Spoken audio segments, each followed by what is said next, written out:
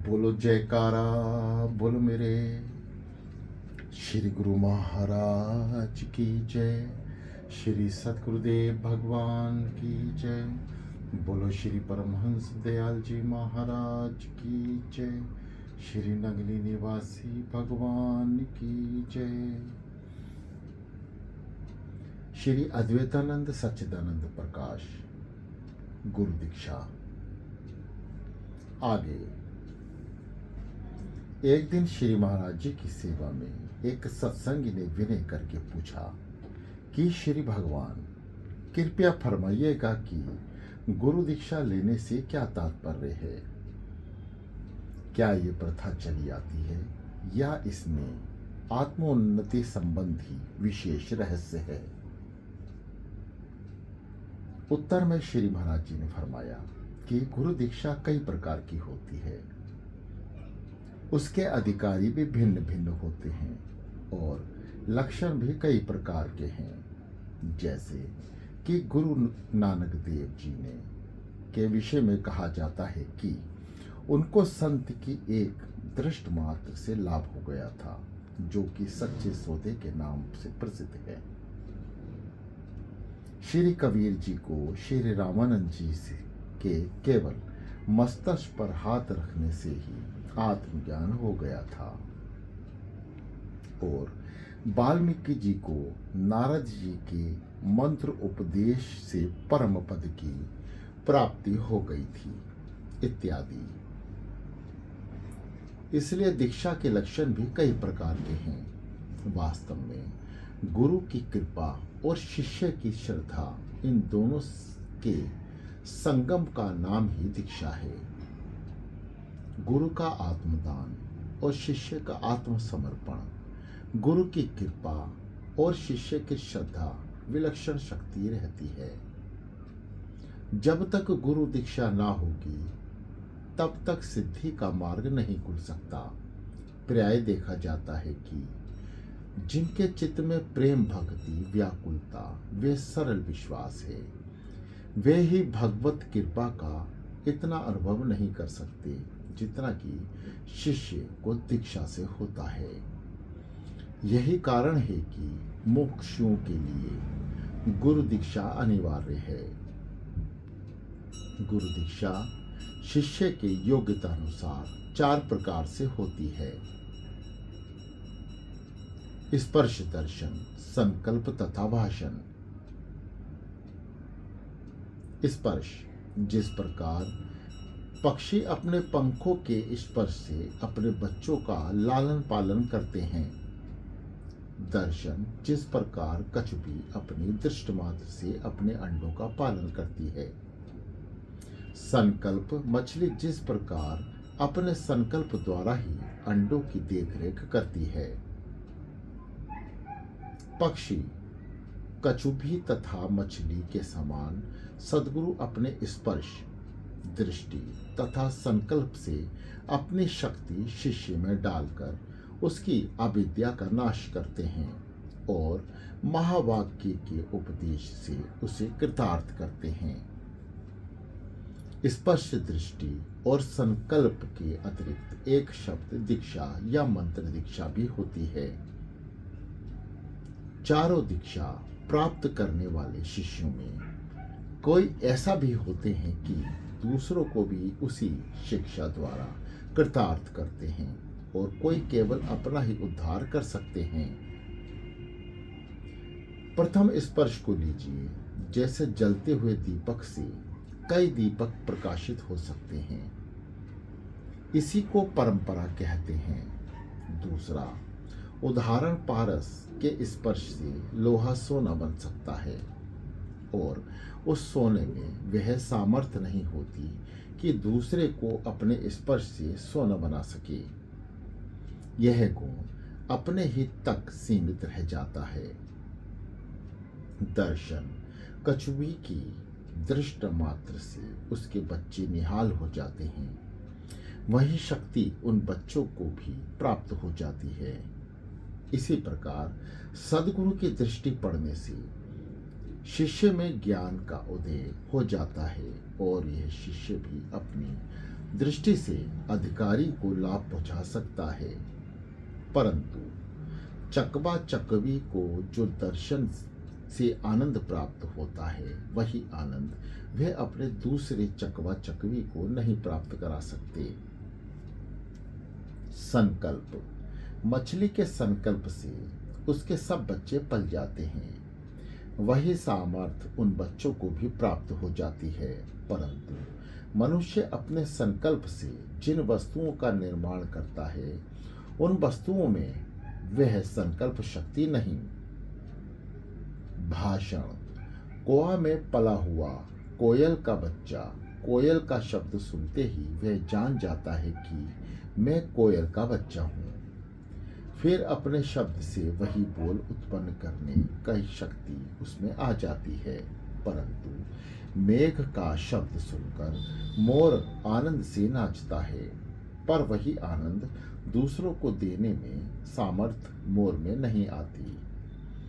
दीक्षा का तात्पर्य आत्मा के साक्षात्कार कराना था, परंतु वर्तमान समय में इसका समझना कुछ कठिन सा हो गया है, कारण कि यह एक प्रकार का धन प्राप्ति का साधन सा बन गया है, क्योंकि इस व्यवसाय के लिए बड़े बड़े आचार्यों मठधारियों के एजेंडे अर्थात प्रचारक जो स्थान स्थान पर घूमते फिरते हैं, जो सरल हृदय वाले भोले भाले जीवों को प्रेरित कर रहे हैं, वह मिथ्याचार केवल अपनी उदर पूर्ति के लिए ही है।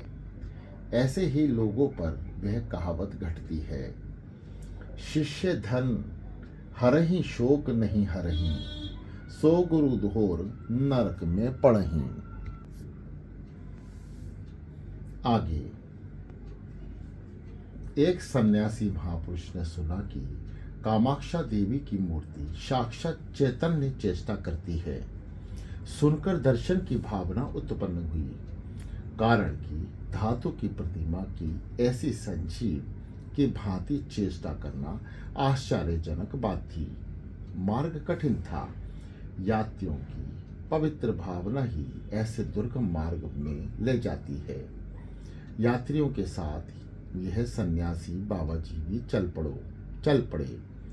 मार्ग के कष्ट झेलते हुए वहां पहुंच गए, जहां पर कामाक्षा देवी जी का मंदिर था। वहां के पांडे गोलबंद कर यात्रियों को बीच में दर्शन कराते थे। जो यात्री मंडली देवी जी के सन्मुख जाती थी, वह अपने को भूल जाती थी। पीछे से चिल्ला पुकार होती, आगे चलो आगे चलो, मगर कौन सुनता। आखिर देवी जी के आगे पर्दा डाला जाता, तब वह आगे चलती। यह बाबा जी जब गए, ये सभी उसकी सबकी भांति मग्न हो गए। जब दर्शन करके स्थान पर जहाँ ठहरे हुए थे पहुँचे, सब तो प्रसन्न थे, परंतु यह संत आश्चर्य में डूबे हुए थे। कहते किसको, साथी तो सब उसी में तृप्त थे। वहां पर एक तालाब था। शाम को वहां पर भी गए, वहां देखा कि सैकड़ों लोग नहा धो रहे थे।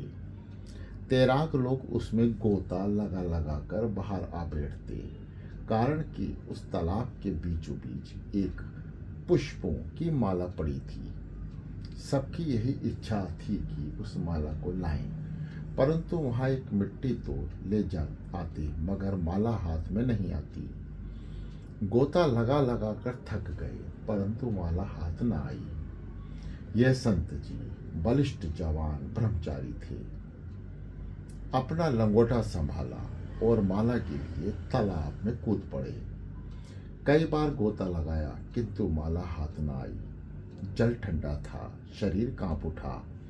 पहली आश्चर्य वाली बात देवी जी का दर्शन, दूसरी माला का हाथ ना आना। कुछ समझ में ना आई कि क्या बात है।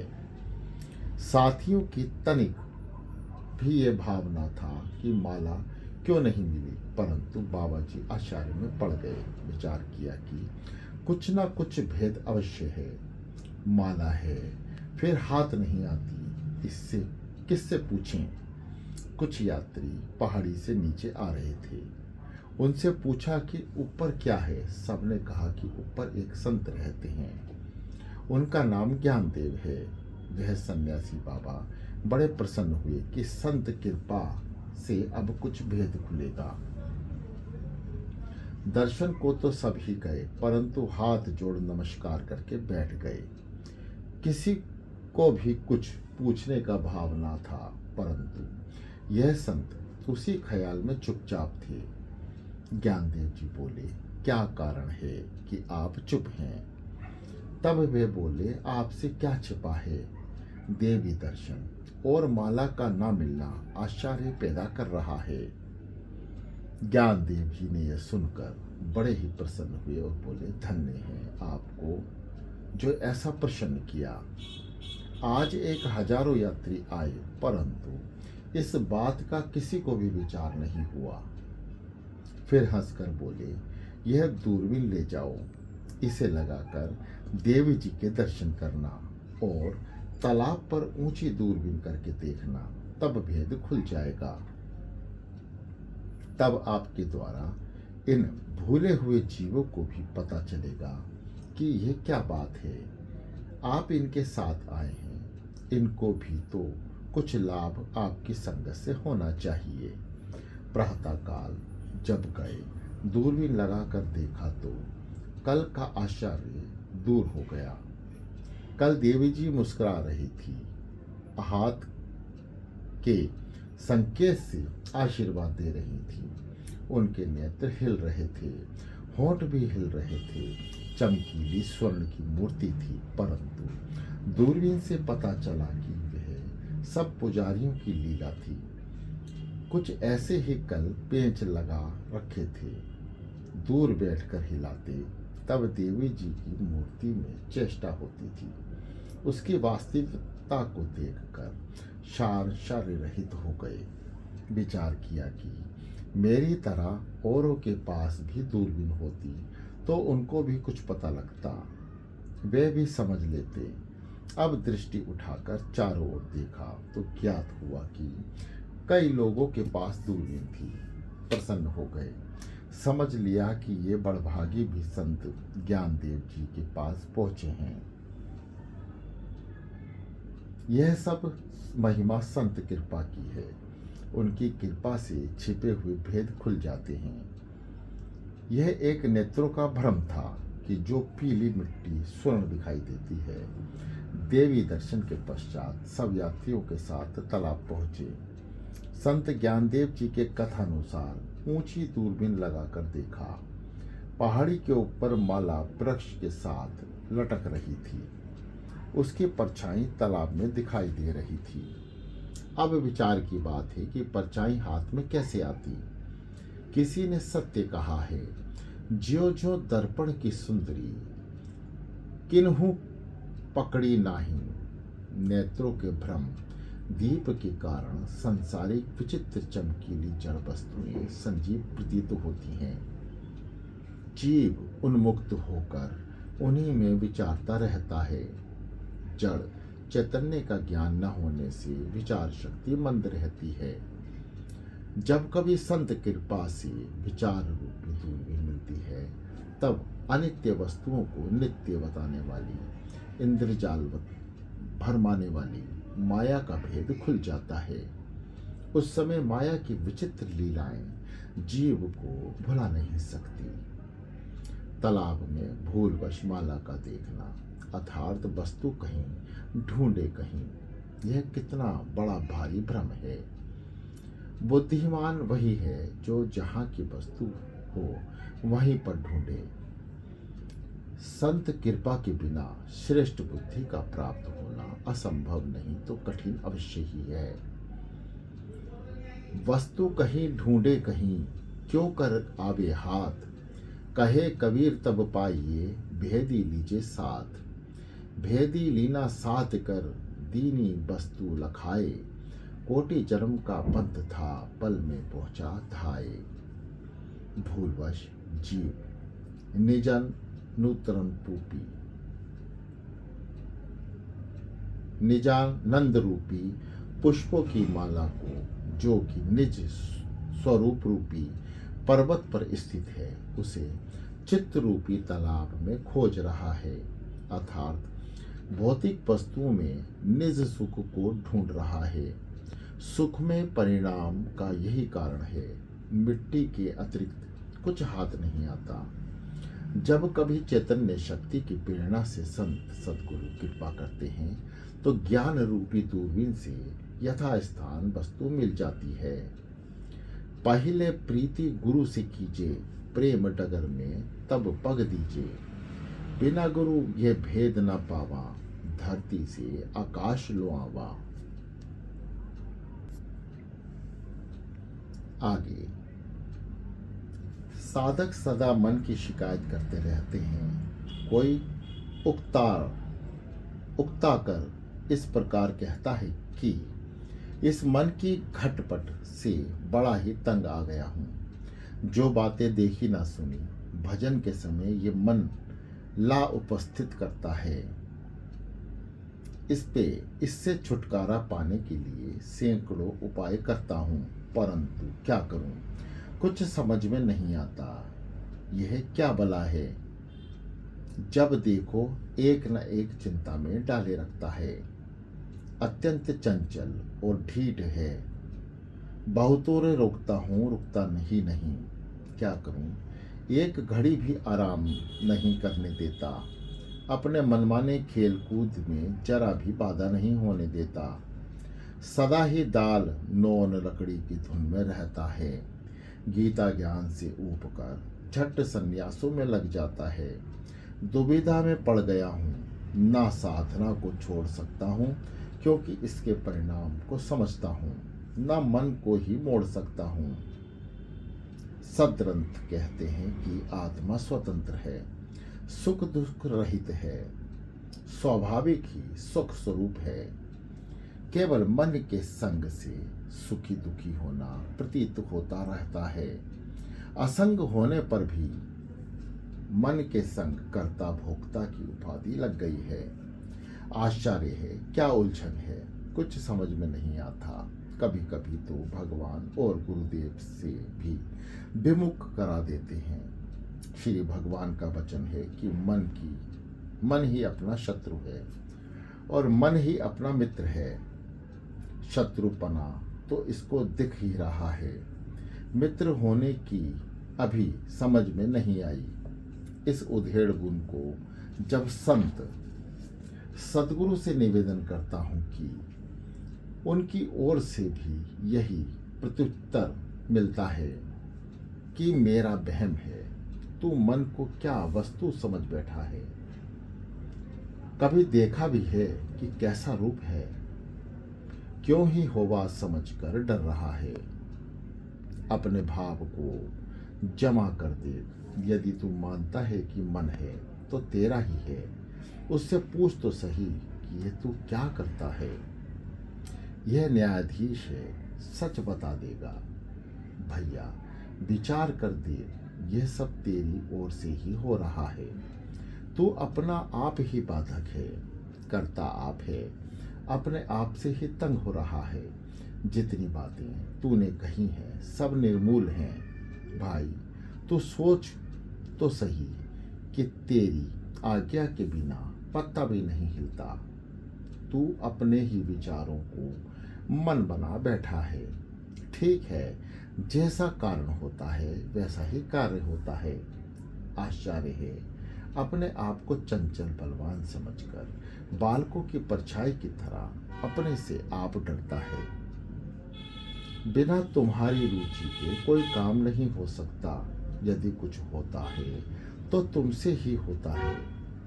इससे सिद्ध हुआ कि तुम्हारा भाव ही तुम्हें मन भासता है।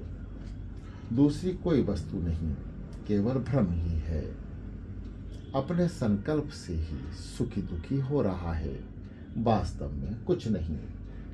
फिर मैंने हाथ जोड़कर गुरुदेव से विनय की कि वास्तव में यदि मन नहीं है, मैं ही हूँ, तो यह कल्पनाएं बार बार क्यों उठती हैं और अपने आप से भेद क्यों प्रतीत होता है। यह कैसे मिटेगा। उसके उत्तर में श्री गुरुदेव बोले, सुन, जंगल में झोपड़ी के अंदर एक बुढ़िया रहती थी। एक दिन मूसलाधार बारिश हो रही थी। कोई पथिक वर्षा के बचाने के कारण उस झोपड़ी में आ खड़ा हुआ। उसने देखा कि एक बुढ़िया निर्जन वन में अकेली झोपड़ी में बैठी है। उसने पूछा, माई, इस घने वन में तुझे भय प्रतीत नहीं होता? यहाँ शेर भी रहते होंगे। इतनी जोर से वर्षा हो रही है तो अकेली बैठी है। बुढ़िया बोली, बेटा, मुझे शींग मींग यानी सिंह वर्षा का तो तनिक भी भय नहीं है। यदि कुछ भय है तो टिप टिपने का है। जिस समय बुढ़िया ये कह रही थी, झोपड़ी के पीछे एक शेर खड़ा हुआ था। वह सुनते ही कांपने लगा और विचार करने लगा कि टिप टिपाना कोई मुझसे ही बड़ा व जबरदस्त है जिससे बुढ़िया डरती है। धीरे धीरे इधर उधर देखकर चलने लगा कि कहीं टिप टिपाना ना आ जाए। किसी कुम्हार का गधा खो गया था। वह ढूंढता हुआ उधर ही आ निकला। अंधेरा होने के कारण वह समझा कि ये मेरा ही गधा है। 2-4 कोड़े लगाए और रस्सी गले में डाल दी। शेर समझा कि यही टिपटिपाना है। मारे भय के कांप उठा।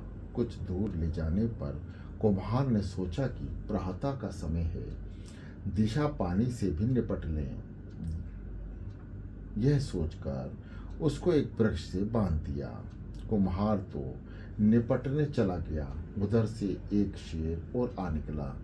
इस शेर को बंधा देखकर बोला, शेर और रस्सी से बंध जाए, ये क्या बात है?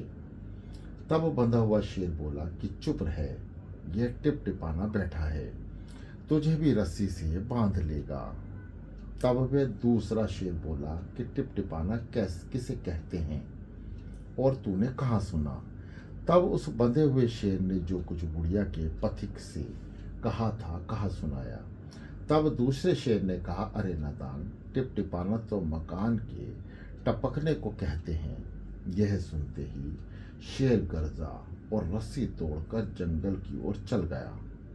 तब गुरुदेव बोले, बता, शेर को भय क्यों और किससे हुआ? केवल उसका भ्रम ही तो था, जैसे बंधे शेर की दूसरे शेर से भ्रम भय निवृत्ति हुई। इसी प्रकार गुरु शब्द से भ्रम की निवृत्ति और वास्तविक स्वरूप का ज्ञान हो जाता है। इस इतिहास से तेरी समझ में आ गया होगा कि मनुष्य अपने आप को जीव मान लेने के कारण से नाना प्रकार के कलेश भोगता है, परंतु जब भ्रम का नाश हो जाता है तब ही भ्रम रहित होकर जानने लगता है कि मैं सच्चिदानंद स्वरूप हूँ। अज्ञान दारू के नशे में भूल में निज हो गया, असक्त होकर भोग में मरता रहा जन्मा किया। करता स्मरण था दुख का, होता बहुत ही दुखी है धन्य श्री गुरुदेव जी, उपदेश दे की ना सुखी। आगे एक रोज इरशाद हुआ कि मंत्रों में गायत्री मंत्र, जपों में अजपा, मुद्राओं में खेचरी, आसनों में सिद्धासन, शब्दों में नाद, प्राणायाम में कुंभक, योग में ले योग सबसे उत्तम है। स्वामी शंकराचार्य का कथन है कि नाद के भीतर रहने वाली ज्योति में मन चिरकाल तक लीन हो जाए तो फिर मनुष्य संसार बंधन में नहीं पड़ता। ले के और भी अनेक उपाय हैं, परंतु जो चित्त की अवस्था दीर्घ काल तक नाद सुनने से और परमानंद की अनुभव करने से होती है, वह सर्वोत्तम है। बोलो जयकारा, बोलो मेरे श्री गुरु महाराज की जय।